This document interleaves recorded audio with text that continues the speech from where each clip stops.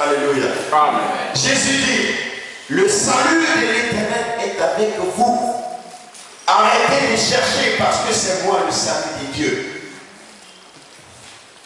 Et il dit à ce peuple, je suis le chemin, je suis la vérité et je suis la vie éternelle. C'est cela que le monde cherche, le chemin. Jésus-Christ, le chemin. Bien-aimé, présentons le chemin. C'est Jésus. Il y a deux voies. La voie du monde et Jésus-Christ, la voie du salut. Quiconque aime le salut, qu'il prenne la voie de Jésus-Christ. Jésus-Christ ici est une voie. La voie, c'est-à-dire le changement de mentalité. Nicodème, change de mentalité. Et quiconque est ici et ne change pas de mentalité, tu n'es pas encore sauvé. Parce que c'est ta mentalité qui t'amène à être sauvé. Quand tu adoptes la mentalité de Jésus-Christ de Nazareth et tu marches dans la parole de Dieu, c'est en cela que tu es sauvé. Pourquoi? Parce que dans la parole de Dieu, nous avons dans le livre des Actes 16, chapitre 16, verset 7, nous allons nous rendre compte qu'il y avait un esprit qui est venu se mélanger avec les enfants de Dieu.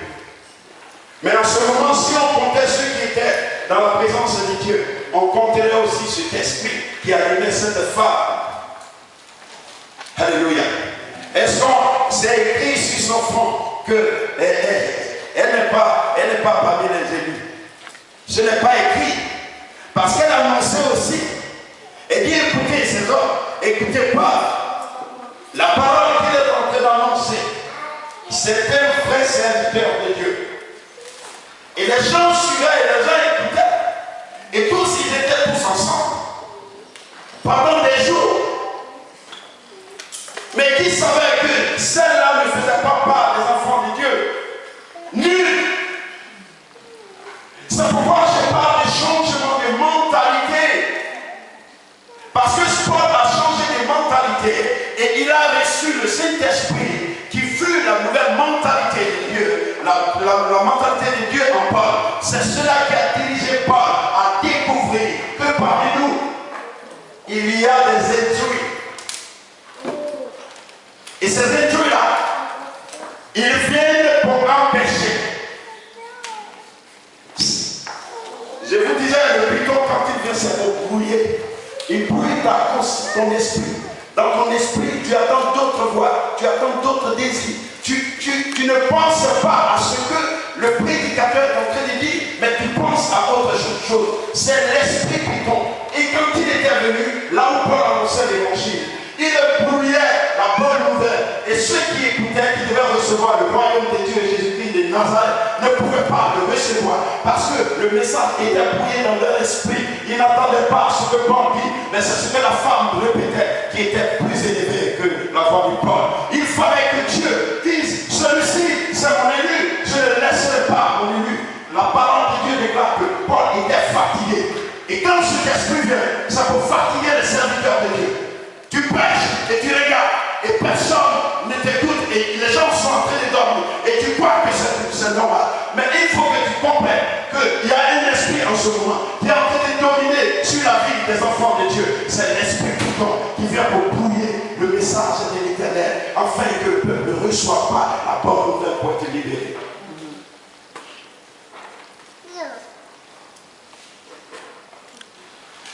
Vous voyez, tout le monde est réveillé.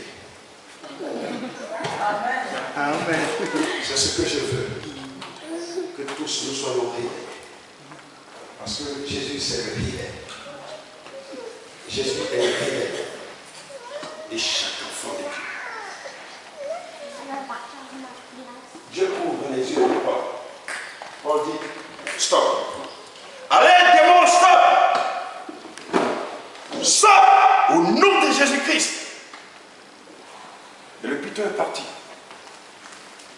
Les gens ont reçu l'évangile. Mais tant que cette femme n'était pas délivrée, la parole de Dieu déclare que les maîtres maintenant l'appellent le résultat. Tu as fait quoi?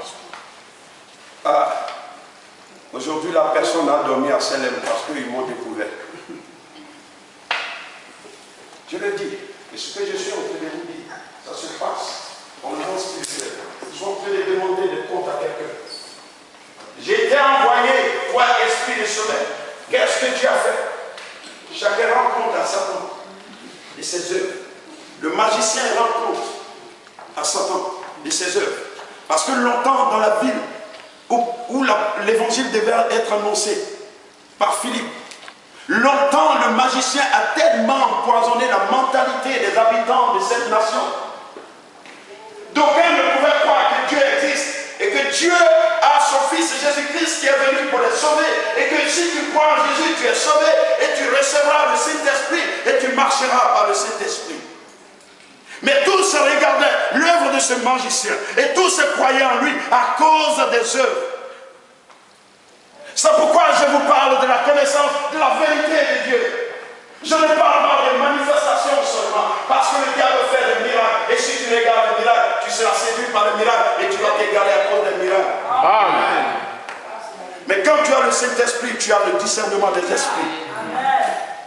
Et quiconque t'annonce l'évangile, tu vérifies par l'Esprit de Dieu si ce que la personne t'enseigne est la vérité.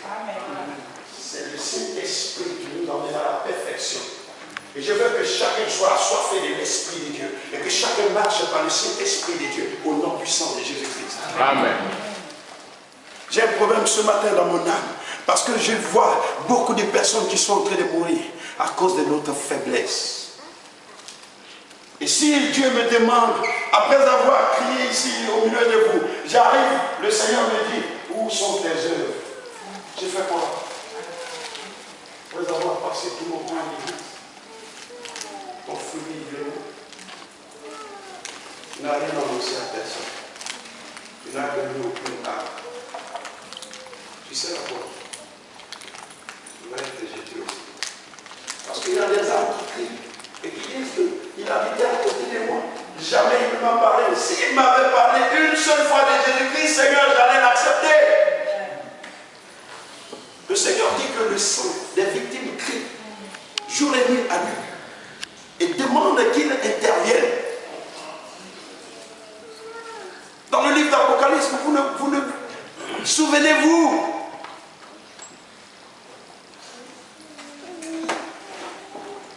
Un membre de ta famille est en train de pleurer. Tu regardes son comportement. Et tu ne veux même pas payer le prix. Tu ne veux même pas gêner pour lui. Tu ne veux rien faire pour lui. Tu regardes que ses actes. Regarde sa vie. Regarde cette bonne créature que Dieu a pris le temps de créer. Regarde sa belle forme. Que cela t'impressionne pour pouvoir te lever dans le nom de Jésus.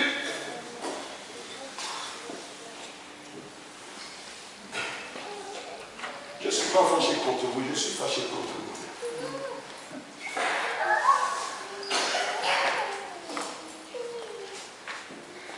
Jésus a le chiffre.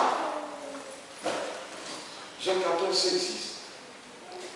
Non, c'est bon, tu as trop lu. Le monde a besoin d'un guide. Des présidents s'élèvent comme ça, quelqu'un, il raconte des mensonges, on le met dans le fauteuil, après il fait le contraire de ce qu'il a dit. Et le peuple regrette de l'avoir choisi. Mais c'est pas ce que tu nous avais dit. C'est ce qui amène la rébellion. Tu ne tiens pas à ta promesse. Il n'y a qu'une seule personne qui tient à sa promesse, c'est Jésus. Amen. Quiconque veut être président de la République qui n'accepte pas Jésus-Christ comme Seigneur Sauveur n'aura jamais de bons résultats.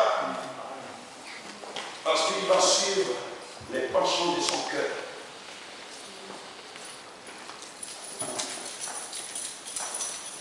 Mais chrétien, tu n'es pas appelé à cela. Tu n'es pas appelé à suivre les penchants de ton cœur. Il est le bon berger. C'est lui qui a donné sa vie. Il dit le bon berger donne sa vie pour ses brebis. Et moi, je donne ma vie. Moi, Jésus, je donne ma vie pour mes brebis. Y a-t-il quelqu'un ici? Vous voyez le monde en train de partir en dérive. Le monde très déchiré. Parce que personne n'aime son prochain. Il n'y a aucun amour dans le monde. Église, ne sois pas influencé par les actes du monde. Que ta foi ne baisse pas parce qu'autour de toi, ce n'est que de l'injustice, de l'égoïsme, de l'hypocrisie, du mensonge, de l'ingratitude. Que cela n'influence pas ta foi. Mais ta foi peut changer ton environnement. Amen. Lèvons-nous ce matin pour dire merci à Dieu. Tu es l'honneur d'âme. Ne crois pas que tu n'as pas le pouvoir. Tu as le pouvoir. Le pouvoir de la volonté de Christ.